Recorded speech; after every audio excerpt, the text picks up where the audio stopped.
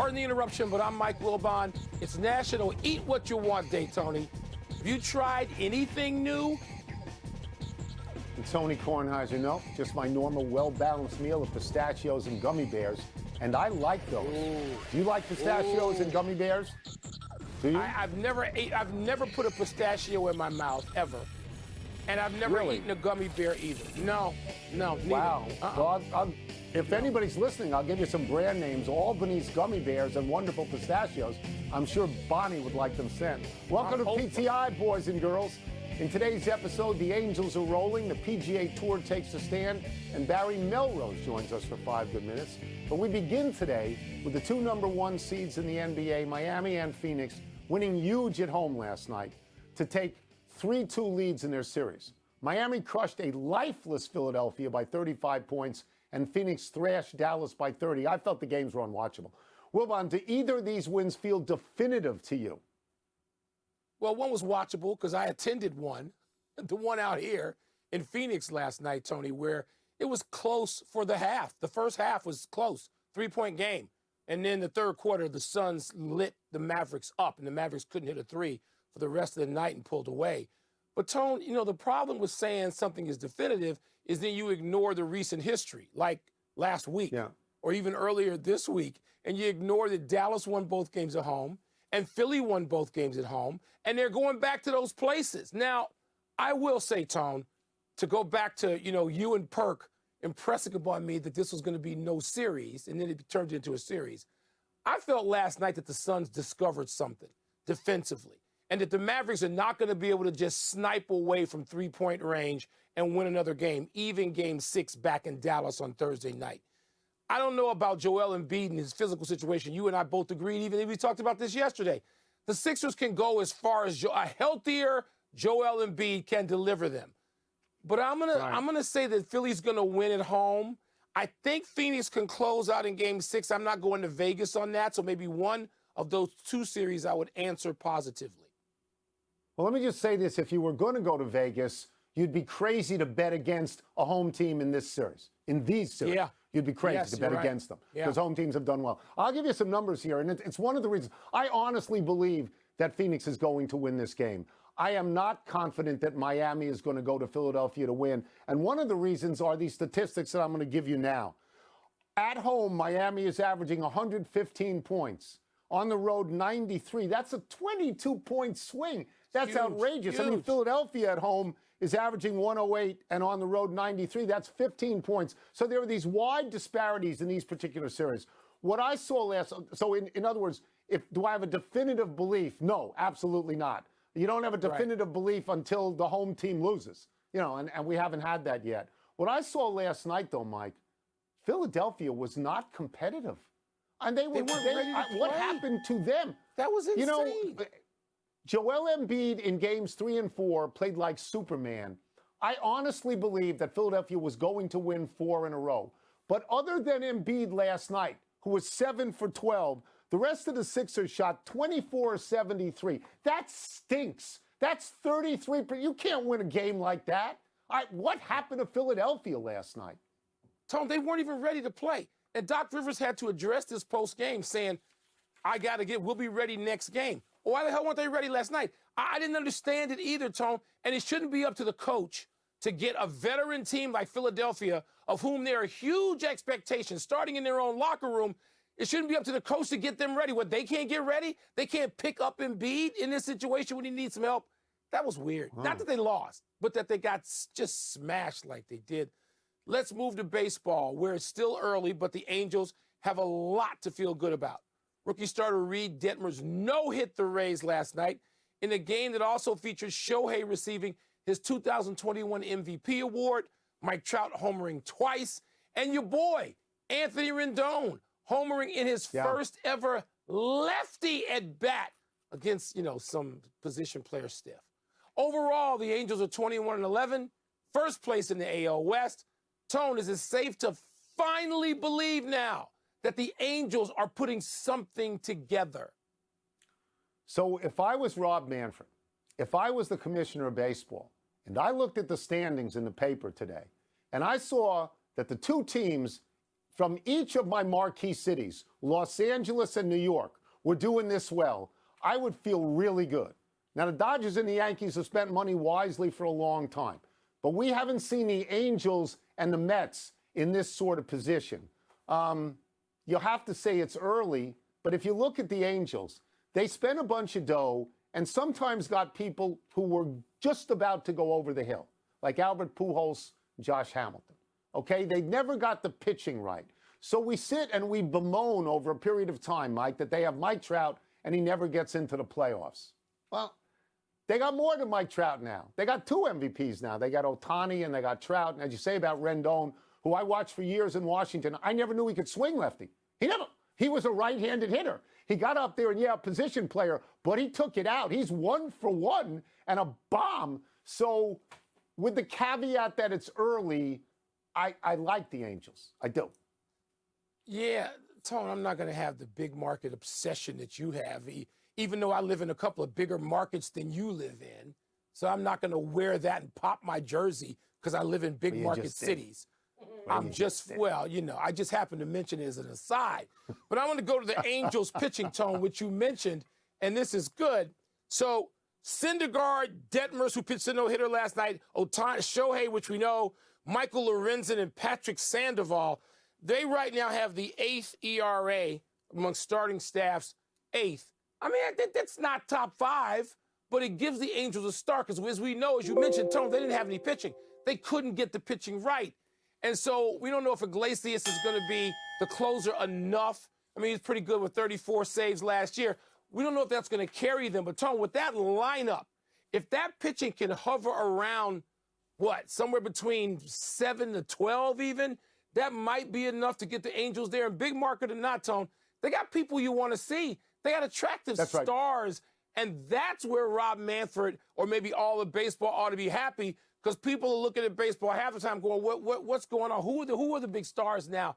The Angels have them, and you'd like to see them produce longer than, say, August 1st. Let's move to golf. The PGA Tour has decided against allowing its members to play in the Saudi Golf League's initial event next month in London. Previously, the tour told its players that if they play somewhere without permission, they might face suspension. Wilbon, does what the PGA Tour has done make sense to you? No. Does the PGA Tour have some collectively bargained agreement that has the strength of the team sports in North America that we're very familiar with? Who do they own? What is this? They think this is a reserve clause in the 1920s and they can just tell people what to do because they're the league? I know. I mean, Tony, look, that's the conversation in this community, which is a huge golf community in Arizona. And, I mean, it's like you hear the word lawsuit all the time. Lawsuit. What, PGA players can't afford lawyers? Of course they could. And so I think there's either a dare coming, prove it. Prove to me that you are going to make me ineligible for your league because I also play somewhere else. I don't believe it, and I don't believe PGA Tour players believe it. Now, maybe they'll just be cowered into it. Maybe the PGA is just thinking we'll flex and they'll back down and we'll slow the roll of Greg Norman and his rival league at the start of this for a little bit. But I ain't buying it, and I can't believe they would. Yeah, I agree almost down the line with everything you've said about this. I mean, one of the things that strikes me is that the PGA Tour appears to be in some sort of partnership with the European Tour and the Asian Tour because they always give permission to their players to play in Europe and play in Asia. Yes, they never always. deny permission. So why would they deny permission to the Saudi Golf League? Because they see them as a threat. I've got some friends who are lawyers who have said to me over the last month, I'd love to have that lawsuit. I'll sue for restraint of trade, and I'll get golfers free. Greg Norman has said the same thing, though I don't know that he went to law school. But I'll read you a Greg Norman quote. Sadly, the PGA Tour seems intent on denying professional golfers the right to play golf unless it's exclusively for the PGA Tour tournaments. But we will not be stopped. We will continue to give players options. I think I don't know that it's a bluff by the PGA, but I think it's bluster by the PGA. And Mike, to me, look, they don't care if a bunch of old European players like Westwood and Poulter and Sergio Garcia play in the Saudi Tour. They don't care if Kevin Na and Bubba Watson playing a Saudi tour. Here's who they care about, Mike. Rory McIlroy, Jon Rahm, Bryson DeChambeau, Brooks Koepka, Justin Thomas, Jordan Spieth, Colin Morikawa, Scotty Scheffler, Victor Hovland. Guys like that move the needle in America. And Tiger Woods. Yeah. And Tiger Woods. So if they want to fight the Saudi Golf League, you fight it with money. You give them what the Saudi Golf League is going to give them, because golfers are going where the money is, right? And by the way, Tone, if Tiger Woods decided to play a few events on the Saudi tour and then say, yeah, I'll be back next week in Florida to join you, you think they tell him no? That would be a lie. No, they would not. That would be a blatant lie. They don't have the guts. I'd like to say another word to really sort of back up that bullying. They don't. It's a stupid thing to do. Stop it. Let's take a break. Coming up, the Maple Leafs are one win away from advancing in the playoffs. But given their history, should we expect them to get it? And later, where does Ja's injury leave the Grizzlies in tonight's elimination game against the Dubs in Memphis? Big game there, Tone. Let's see if they can win without him. The Golf Channel should simulcast us. You know, take us off the ESPN feed, because we do a lot of golf, because we like golf. We do. We do. And this PGA Tour, this has got to be empty threat. Pardon the Interruption is brought to you by Verizon. 5G from the network more people rely on. Wilbon and I need a fresh infusion of NHL insight because we have none. So let's bring in our great friend Barry Melrose. It's a long question. Stay with me, Barry. The Leafs won at home last night to go up 3-2 on Tampa Bay. I know you like Tampa Bay. Toronto was up 3-1 last year on Montreal. Toronto was up 3-2 in 2019 on Boston, and Toronto lost both times. Have they convinced you that this year will be different for them? No, I'm from Missouri. I want to be shown. They haven't shown me enough yet. There's a lot of teams that are good during the regular season that don't get the job done in the playoffs. And that's what winning is all about, showing up in the playoffs, winning the battles, and when you're playing every 2 nights, playing hurt, and when you're playing so hard night in and night out. So they're good. It's a great story if they make it to the Stanley Cup finals. But they got to show me. I like their talented guys. I love their young guys. They've shown some character. They've shown a lot of character. But, you know, you got to beat the big dogs if you're going to move on, and they haven't done that yet. So I'll just interrupt Wilbon for a second. Just one. So you're staying with Tampa Bay. As we sit here, you're staying with Tampa. I'm staying with Tampa Bay. I believe in Tampa Bay. I think that they're a team that has shown that the bigger the game, the better their stars played. And Tampa Bay has done that, and Toronto's got to show me they can beat a team like Tampa Bay. So far, they haven't.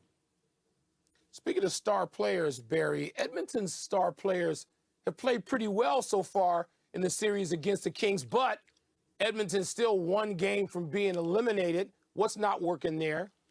Wow, that was tough on them last night. Edmonton was great. McDavid was great. Draisaitl was great. They had the puck. They were carrying it all game long. It seemed it was on their sticks. They played just about every minute, and maybe they did in overtime.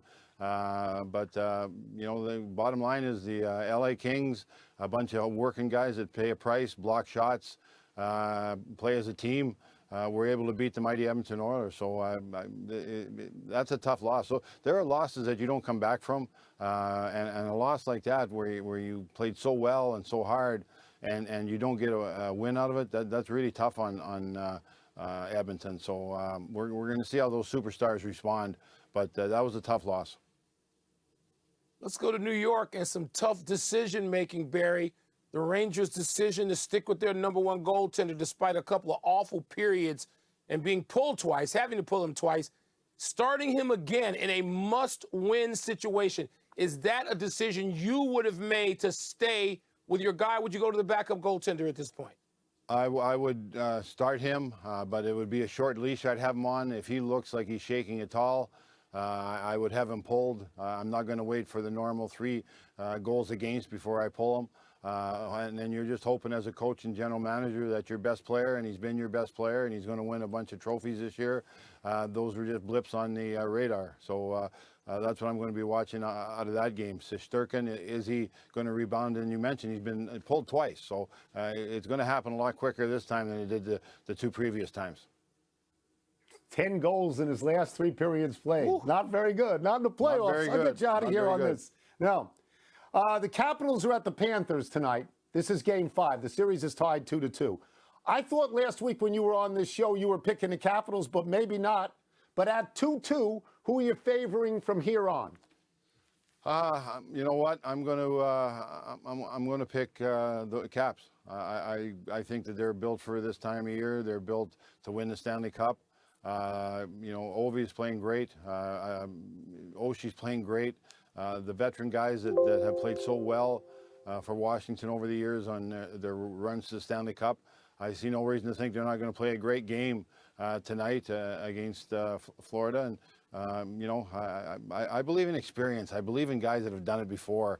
Those are the guys that seem to make the big play at the right time. And the Caps got a lot of guys like that.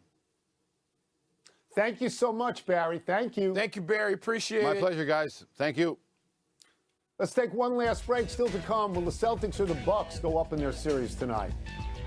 And we'll have a few thoughts on the life and times of the late, great Bob Lanier. So before you got to the set, Barry and I were talking for about 10 minutes. I did 2 5 good minutes of Barry. I hope they taped it, and I hope they run it tomorrow, because it was good. It was. That's good. Talked about tonight on Sports Interruption.